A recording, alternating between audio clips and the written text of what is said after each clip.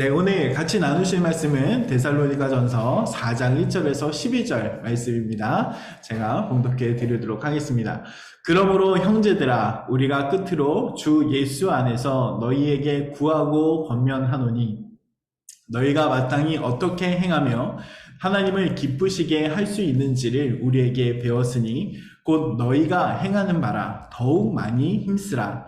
우리가 주 예수로 말미암아 너희에게 무슨 명령으로 준 것을 너희가 아느니라. 하나님의 뜻은 이것이니 너희의 거룩함이라. 곧 음란을 버리고 각각 거룩함과 존귀함으로 자기의 아내 대할 줄을 알고 하나님을 모르는 이방인과 같이 세교에 따르지 말고 이 일에 분수를 넘어서 형제를 해하지 말라.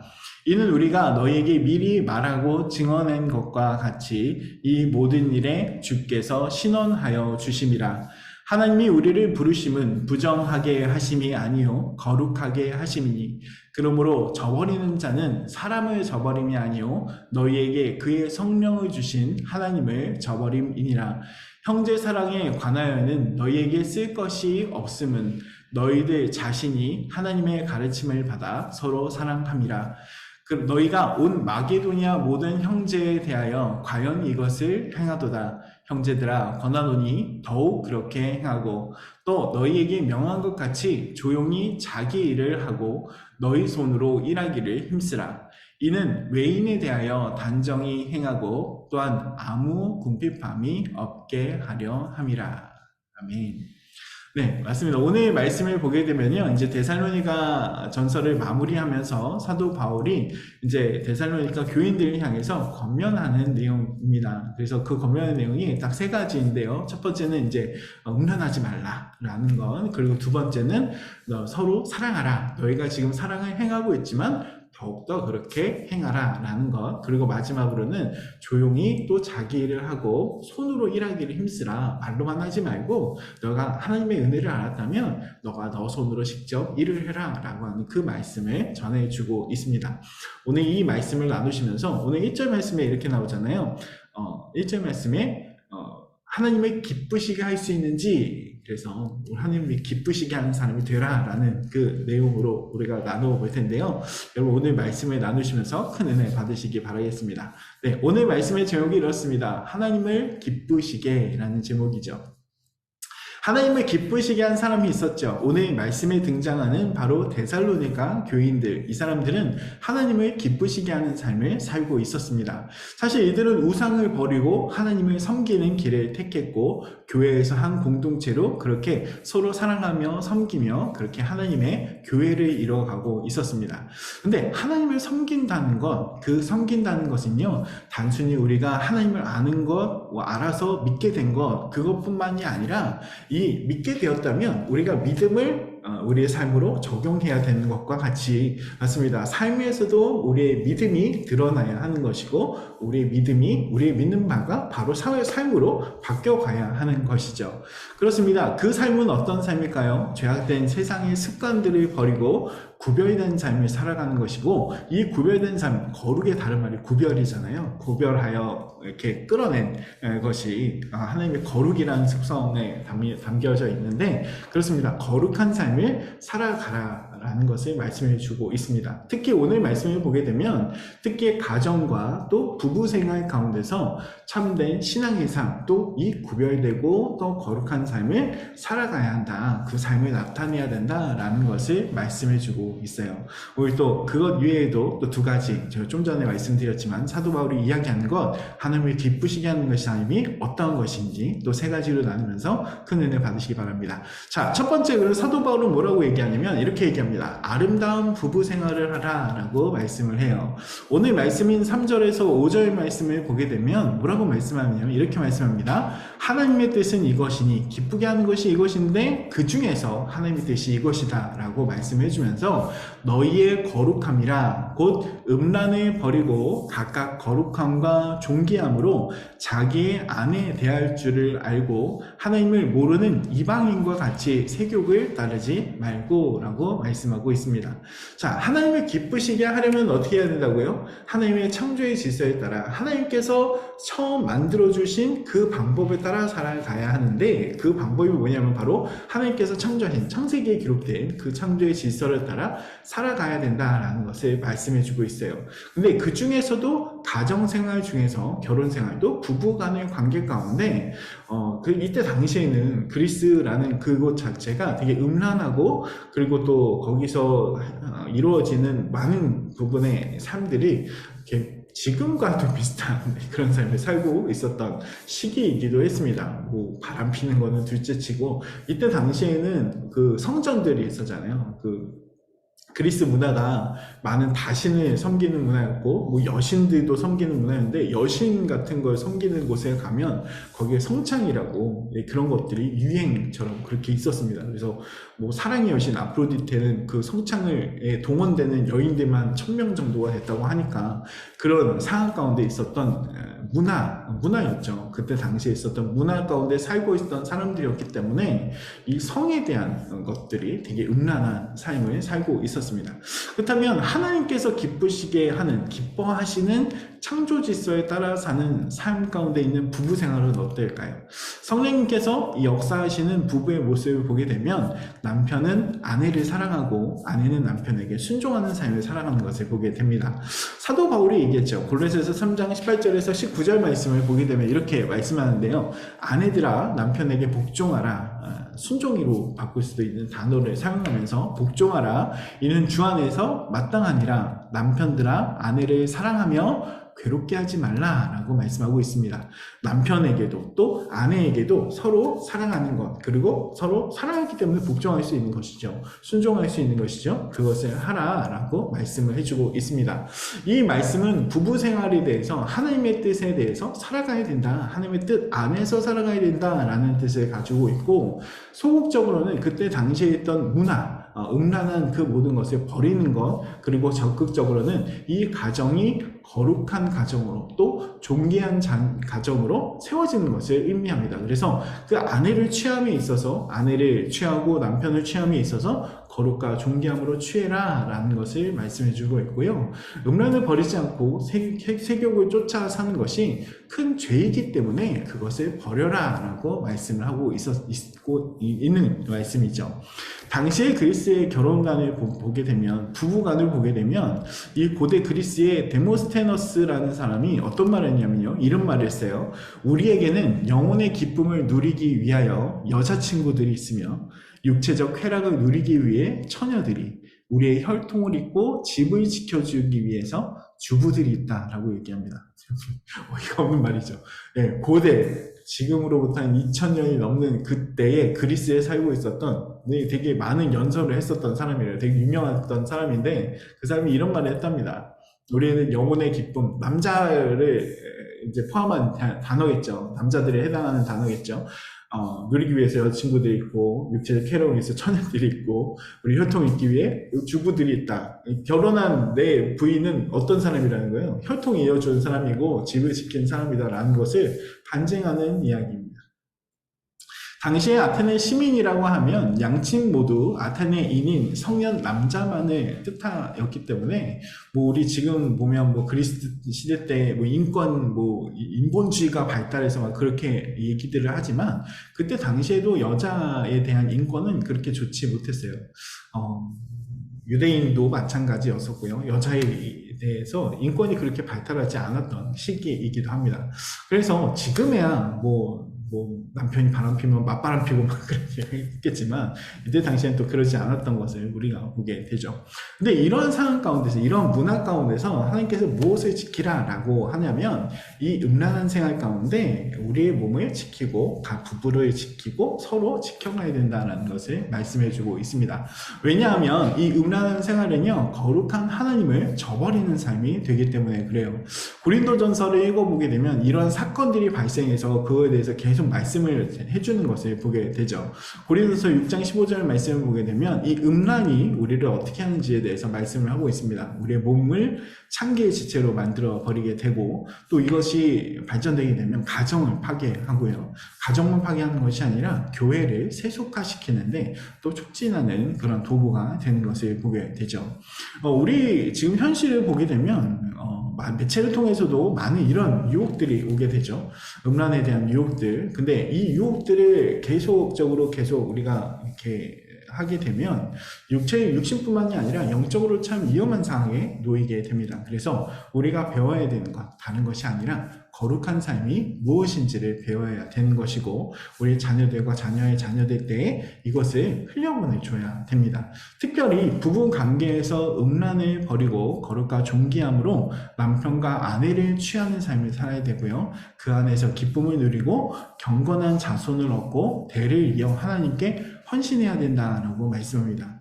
말라기서 2장 15절 14절부터 15절 말씀을 보게 되면 그 말씀 가운데 한 사람이 하나님께 제사를 드립니다. 근데 하나님께서 받지 않으세요. 그러니까 이 사람이 뭐라고 얘기하냐면 하나님 내 제사를 왜 받지 않으십니까? 라고 얘기하는 것에 말라기를 통해서 하나님께서 말씀해 주시는 게 이거예요. 하나님께서 이 사람에게 이렇게 얘기합니다.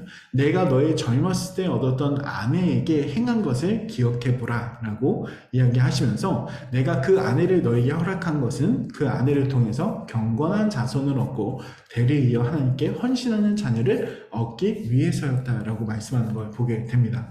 하나님께서 우리에게 가정을 주신 것, 우리에게 남편을 주시고 가정을 이루게 하신 것은 다른 것이 아니라 하나님 안에서 기쁨을 누리는 것, 또 그 가운데 거룩과 존귀함으로 또 서로를 취하고 또 경건한 자손을 얻고 대를 이어서 하나님께 헌신하는 가정을 만드시기 위해서 우리에게 주신 것이 바로 가정이라는 것이죠.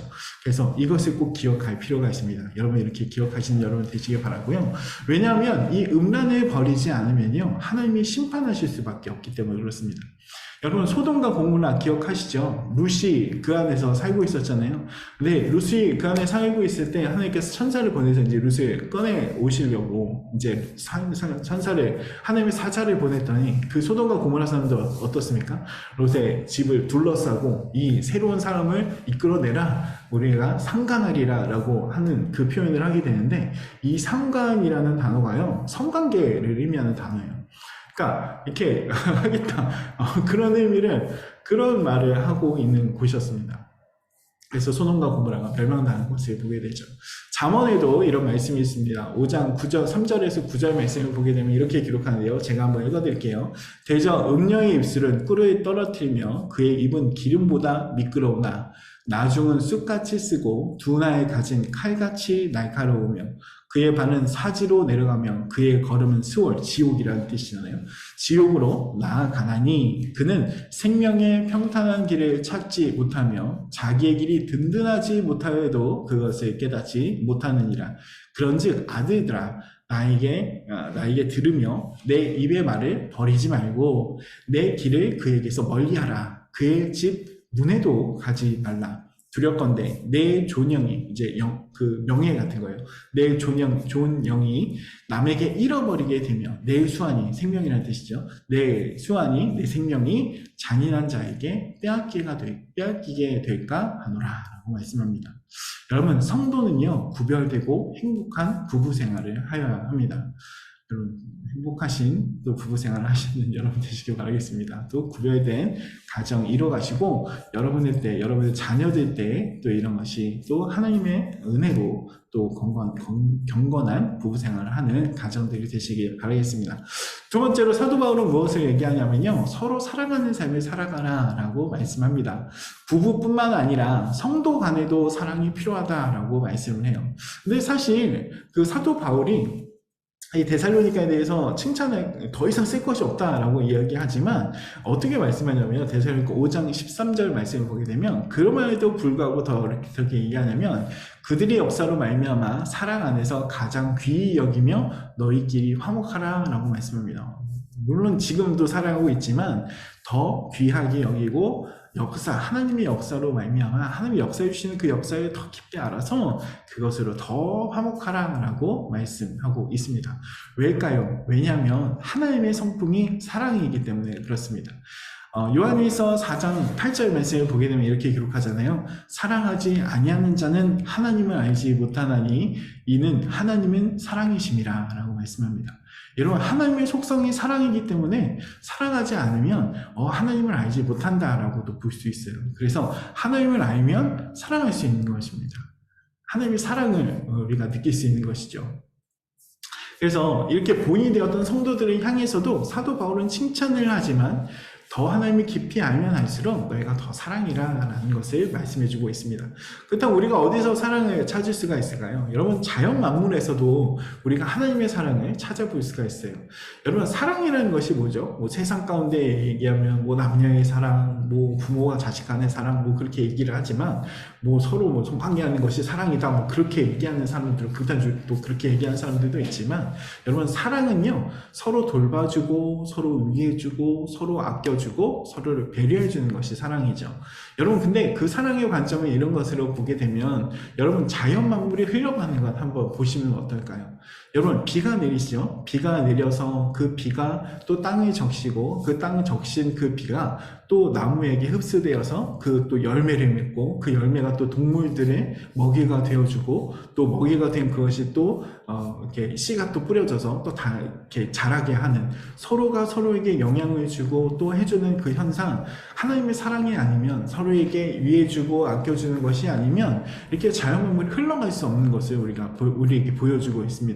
또한 사람들이 이렇게 무상으로 공기와 햇빛을 제공받고 있는 것, 어떻게 보면 하나님의 사랑을 이렇게 말씀해주고 있다라고 볼 수 있을 것입니다. 그리고 또 우리에게는 더 큰 사랑이 있죠. 이보다 더 큰 하나님의 사랑을 우리는 알고 있습니다. 누굽니까? 바로 예수 그리스도. 예수님의 그 사랑을 우리는 알고 있죠. 예수 그리스도의 십자가 사건은 무엇입니까? 바로 죄에서 우리를 하나님께로 다시 돌이키게 한 사건이죠. 우리가 하나님께로 갈 수 있는 것이잖아요. 여러분, 죄라는 것이 뭘까요? 이 죄라는 것이 우리 사람들은 생각하기에 뭐 남을 해하는 것, 남에게 나쁜 짓 하는 게 죄다라고 여기지만, 기독교에 있어서, 우리 교회에 있어서 이 죄라는 것은요, 하나님이 떠난 것이 죄예요. 하나님을 거부하는 것이 죄고 하나님을 받아들이지 않는 것이 죄다라고 여깁니다. 말씀하고 있습니다. 근데 그 하나님을 떠나고 거부하고 그런 사람들에게 하나님께서 예수님을 보내셔서, 예수님 누구세요? 하나님 자체이시잖아요. 하나님의 본체이신 그 예수님을 보내셔서 그 거부하는 그 마음을 돌이키게 하시고, 또 그 거부하는 그것을 본인의 죽음으로 또 대속하셔서 우리를 다시금 하나님께 나아가게 하실 수 있는 것, 그것이 하나님의 큰 사랑입니다. 또한 그건 거기에서 그치지 않죠. 성령님을 보내어서 우리 마음 가운데 보내주시고 또 알게 하시고 또 예수님이 보이신 삶과 하나님의 사랑으로 우리를 살게 하게 하신 것, 그것이 정말 하나님의 큰 사랑이지 않을까 합니다. 그리고 또한 예수님께서 이 세상 가운데 오셨어도 제자들에게 또 말씀해 주시고 또 가르치신 것이 바로 사랑이죠. 요한복음 13장 34절 말씀을 보게 되면 뭐라고 말씀하세요? 새 계명을 너희에게 주느니 내가 너희를 사랑한 것 같이 너희도 서로 사랑하라 라고 말씀합니다. 이 말은 무슨 말을 의미할까요? 사랑하는 것이 제자됨을 입증하는 길이라는 거예요. 내가 이렇게 너희들 사랑했으니까 너희도 이렇게 해야 돼 라는 것을 말씀해 줍니다. 그렇다면 제자가 되었다면, 하나님의 구원을 받았다면, 구원의 백성이 되었다면, 예수님과 같은 형제 자매가 되었다면 사랑할 수 있어야 된다라는 것을 말씀해 주고 있어요. 또한 사랑을 아무리 많이 해도 충분하지 않다고 얘기합니다. 사도 바울은 오늘 말씀 보니까 뭐라고 합니까? 사랑하는 삶을 너희가 지금 살고 있지만 그래도 화목하라, 그래도 사랑해라 라고 말씀하는 것을 보게 되죠. 왜냐하면 사랑에는 한계의 선이라는 게 존재하지 않기 때문에 그렇습니다. 여러분, 한번 생각해 보십시오. 하나님이 우리를 끝까지 사랑하지 않으셨다면 우리가 얼마나 많은 때에, 얼마나 많은 시간에 하나님을 기억하지 못하는 때가 있던 것을 기억하면 하나님이 아직도 정말 한없이 나를 사랑하고 있구나 라는 것을 우리가 알게 되잖아요. 그래서 여러분 기억하시는 분들이 되시길 바라겠습니다. 예수님께서 근데 말세 현상에 대해서 이렇게 말씀해 주셨어요. 말세 마지막 때가 되면 어떻게 된다고 말씀하십니까? 사랑이 식어진다라고 말씀합니다. 마태복음 24장 10절에서 11절 말씀을 보게 되면 이렇게 기록해요. 제가 읽게 됩니다.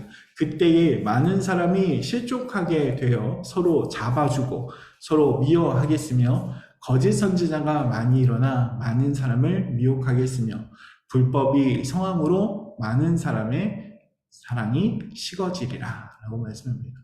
여러분, 사랑이 식어지고 있다면 말세가 가까워지고 있다라는 것을 기억하시면 좋을 것 같습니다. 여러분, 사람의 체온이 식어지면 죽음에 가깝다라고 얘기하죠. 그렇듯이 교회도 사랑이 식어지면요 죽어간다는 증거가 되는 것이에요. 사랑하며 사는 삶은 하나님이 기쁘시게 하는 일이고 하나님의 속성을 전하는 일이고 하나님을 닮아가는 일이다라는 것 여러분 꼭 기억하시길 바라겠습니다. 또 마지막으로 사도 바울은 뭐라고 얘기하냐면요, 손으로 일하기를 힘쓰는 생활을 살아가라 라고 말씀합니다. 사실 이때 당시에 데살로니가 안에 무슨 일들이 벌어졌냐면 말하지 않고 일하지 않고 말로 먹고 사는 사람들이 등장하기 시작했어요. 교회 안에서 시키는 거죠. 시키면서 사는 삶도 있었을 거고, 또 경작해서 또 노동을 해서 정당한 대가를 받는 게 아니라 막 고소하고 고발하고 막 그러면서 그런 일들이 벌어지기 시작했습니다. 그래서 그것을 경계하기 위해서 말씀해 주신 거예요. 그래서 11절 말씀 뭐라고 하냐면 이렇게 기록합니다. 또 너희에게 명한 것 같이 이런 일들이 일어날 텐데 너희 이렇게 따라 살지 말고 조용히 자기 일을 하고 너희 손으로 일하기를 힘쓰라 라고 말씀합니다. 여러분, 일하기를 힘쓰라 라는 것은요 다른 것이 아니에요. 주님께서 주신 이 삶을 정직하고 또 열심히 살아간다는 뜻을 갖고 있고요. 또 이것은 신앙적으로 하나님이 주신 사명감을 가지고, 사명감이 있다면 우리가 어떻게 해요? 꿈을 꾸는 거죠. 이 사명을 감당하기 위해서 내가 어떤 일을 해야지 해서 꿈을 꾸는 것이고, 또 그 꿈을 이루기 위해서 비전을 갖게 되는 것입니다. 그래서 하나님이 주신 사명을 가지고 꿈과 비전으로 살아간다는 뜻이 되는 것이죠. 근데 어떤 사람들은 그런 사람들이 있어요. 구원받고 천국 가면 그만이지. 뭐하러 이렇게 힘들게 일을 하고 힘들게 그렇게 해. 근데 그런 말을 하는 사람들 보면요, 하나님의 심판과 천국에 대해서 무지한 사람들일 것입니다. 하나님의 삶도 모르는 것이고 하나님을 사랑하지 않는 사람이 천국 가면 그만이다 라고 그렇게 하는 사람들. 왜냐하면 하나님께 주신 시간은 유한한 시간이기 때문에 그렇죠. 그 시간 동안 뭐라고 말씀하세요? 하나님, 예수님께서 승천하실 때 뭐라고 말씀하셨어요? 너희는 족속으로 제자를 삼아 가르치고 또 하나님의 사랑을 전파하라 라고 말씀하시잖아요. 그런 것들을 우리가 보게 됩니다. 사도 바울의 삶을 보게 되면 그 사도 바울의 삶도 이렇게 손으로 일하기 힘쓰는 삶을 살아가라 라고 말만 한 것이 아니고요, 그의 삶조차도 그렇게 살아갔던 것을 보게 됩니다. 로마서 15장 20절 말씀을 보게 되면 그가 이렇게 기록을 해요. 또 내가 그리스도의 이름을 부르는 곳에는 복음을 전하지 않기를 힘써노니 이는 남의 터 위에 건축하지 아니하려 함이라 라고 말씀합니다. 여러분, 예수님을 알고 있는 사람에게 복음 전하는 게 더 쉽겠어요? 아니면 예수님을 모르는 사람에게 복음을 전하는 게 쉽겠습니까? 예수님을 아는 사람에게 복음을 전하는 게 그래도 쉽겠죠. 일단은 예수님을 알고 있고 예수님이 누구신지를 알고 있기 때문에 이해가 있는 사람이기 때문에 그 사람들에게 복음 전하는 게 더 쉬울 겁니다. 그러나 이 사도 바울은요 그렇게 전하지 않고 개척 정신을 가지고요 복음을 전한 사람이 바로 사도 바울이었습니다. 왜 그가 그렇게 생각을 했을까요? 그는 그리스도의 심판 때 서는 날에 기억하고 있었고, 그랬기 때문에 사는 날 동안에 하나님을 기쁘시게 하는 삶이 무엇인가라는 것을 고민하고 그 삶을 살아가고자 했던 사람이 사도 바울이었습니다. 또한 이 사도 바울은요 직접 일하기에 힘쓴 사람이 바로 그였어요. 사도 바울은 일하기에 힘쓰라고 가르친 것만이 아니라 그 자신이 직접 일하기에 힘썼죠. 우리 고린도를 방문했던 사도행전 18장 내용이죠. 18장 내용을 보게 되면 그가 고린도 지역으로 들어가서 혼자 들어가게 돼요. 그래서 그가 했던 게 뭡니까? 바로 천막을 만드는 일을 그가 했죠. 천막을 만드는 일을 하면서 또 브리스길라 아굴라를 만나게 되고 또 그 이들을 통해서 또 그곳에 교회를 세우게 되는 귀한 일들이 벌어지게 되는데, 그렇습니다. 가는 곳곳마다 바울은 그냥 전도하고 또 헌금 받은 거를 생각만 했던 것이 아니라 이 바울은 자기가 할 수 있는 그 천막 만드는 일, 그래서 사도 바울의 별명이 튼튼메이커라고 하잖아요. 그런 것처럼 자기가 할 수 있는 그 일을 열심을 내요. 그것을 통해서 또한 그것들을 또 주면서 또 그렇게 생활했던 것을 보게 됩니다. 그래서 주는 것이 받는 것보다 복이 있다라는 주님의 말씀을 이 바울은요, 그의 삶으로 실천했던 사람들입니다. 더욱이 또 그 삶이 실천한 것만이 아니라 편지도 쓰죠. 13개의 서신서를 써서 또 많은 성도들을 또 권면했고 또 돌보고 있었으면서 또 하나님께서 또 주셨던 바울손을 통해서 신비한 능력까지 일으키신 그 일들을 통해서 많은 병자를 또 예수님처럼 고치기도 했던 것을 우리가 보게 됩니다. 여러분, 오늘 말씀을 기억해 보면요, 우리는 바로 하나님을 믿고 구원을 받은 성도로서 예수 그리스도의 그 큰 십자가 사건을 통해서 하나님의 다함 없는 큰 사랑을 입은 사람으로 우리를 어떻게 살아가야 할까요? 하나님을 기쁘게 하실 수 있는 것은 무엇일까요? 하나님께서 주신 가정, 남편과 아내를 서로 사랑하고 또 존귀하게 여기고 주 안에서 순종하는 삶을 살고, 또한 하나님과 이웃을 사랑하는 삶, 또 말뿐만이 아닌 삶으로 나타내는 삶을 살아가게 될 때, 여러분, 오늘 말씀처럼 하나님을 기쁘시게 하는 삶을 살아갈 수 있다라고 사도 바울은 말씀합니다. 여러분, 이 말씀 기억하시고 또 하나님을 기쁘시게 하는 일에, 또한 그 가정과 여러분 주위에 있는 성도님들, 또 일하시게 될 때 만나게 되는 모든 분들을 통해서 여러분의 삶을 통해서 또 복음이 증거되고 사랑이 전해지고, 또 마지막 때라고 얘기하지만 그 마지막 때도 하나님께서 주시는 그 복음의 힘으로 하나님의 사랑을 또 증거하는 분들 되시고, 또 하나님께서 주신 그 능력들, 우리에게 달란트들을 주셨잖아요. 그 달란트들을 잘 활용해서 말뿐만이 아니라 또 하나님께 기쁘시게 하는 일들 가운데 쓰임 받으시게 되는 모든 우리 권사님들 다 되시기를 주님의 이름으로 축원드리겠습니다.